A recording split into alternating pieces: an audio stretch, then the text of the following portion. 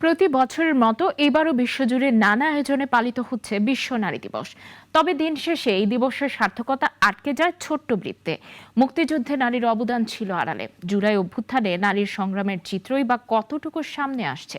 আধুনিকায়নের এই যুগে নারী অগ্রগতি বাধাগ্রস্ত হচ্ছে আধুনিক পন্থাতেই।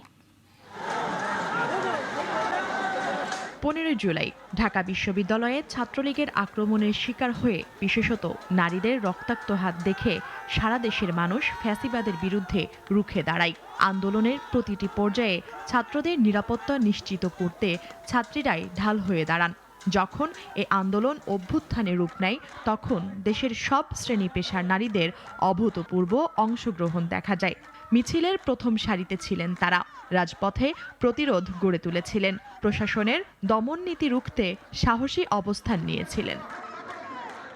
নতুন রাজনৈতিক বাস্তবতায় নারীর প্রতি সহিংসতা আর মোরাল পুলিশিংয়ের চিত্র নিয়ে শঙ্কিত সেই নারীরা।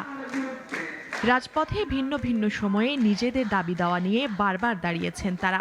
এদিকে বাংলাদেশ মহিলা পরিষদের এক প্রতিবেদনে বলা হয়, গত কয়েক মাসে নারীর বিরুদ্ধে সংঘবদ্ধ অপরাধ বা এর সংখ্যা 10টিরও বেশি। অধিকার, সমতা আর ক্ষমতায়ন বাস্তবায়নে জবাবদিহিতার মাধ্যমে রাষ্ট্রের দায়বদ্ধতা নিশ্চিত করার দাবি বিশেষজ্ঞদের।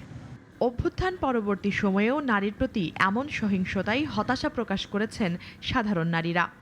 সবসময় চেষ্টা করি জামা কাপড় পোশাক আশাক স্বাধীনতা বজায় রাখার, কিন্তু তারপরও কারেন্ট যে সিচুয়েশনটা কিছু থেকে কিছু হলে একটা অ্যাটাক আসছে মেয়েদের উপরে, কি সামান্য বিষয় নিয়ে, এগুলো নিয়েও একটা থ্রেট সবসময় ফিল হয়। ছেলেরা তো ইজিলি রাতে কাজ করতে পারছে, বেশি লেট হলে সমস্যা হচ্ছে না, বাট নারীদের জন্য এটা একটা সমস্যা। এত বেশি ফেমিনাজি বিষয়টা এত বেশি হাইলাইটেড আমাদের সমাজে, rather than the true feminism, যারা অ্যাকচুয়ালি কাজ করছে ওমেনদেরকে নিয়ে।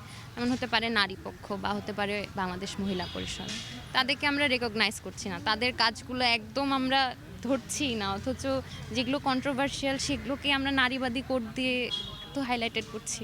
নারী পুরুষের সমতার অধিকার প্রতিষ্ঠায় প্রতিবন্ধকতাকে প্রতিহত করার দায় রাষ্ট্রের। তাই বর্তমান সময়ে রাষ্ট্রের নীরব ভূমিকা নিয়েও হতাশা প্রকাশ করেছেন বিশেষজ্ঞরা। প্রতিরোধগুলো আটকে আছে খুবই গুটিকয় বিবৃতির মধ্য দিয়ে, এবং বিবৃতিও আগে যেগুলো আসতো সেগুলো আসে না। কারণ আমরা জানি যে এই সরকারের অনেক এনজিওর লোকজন আছেন এই সরকারে, তো তারা আগে প্রতিবাদ করতেন যখন সরকারে ছিলেন না, এখন কিন্তু সেই প্রতিবাদটা করছেন না। নারীর স্বাভাবিক অধিকারের জন্য যেদিন আর রাস্তায় দাঁড়াতে হবে না, সেদিনই কেবল অধিকার, সমতা আর ক্ষমতায়ন নিশ্চিত করা সম্ভব বলে মনে করেন সাধারণ নারীরা। মুনিয়া জ্যোতি, নাগরিক, ঢাকা।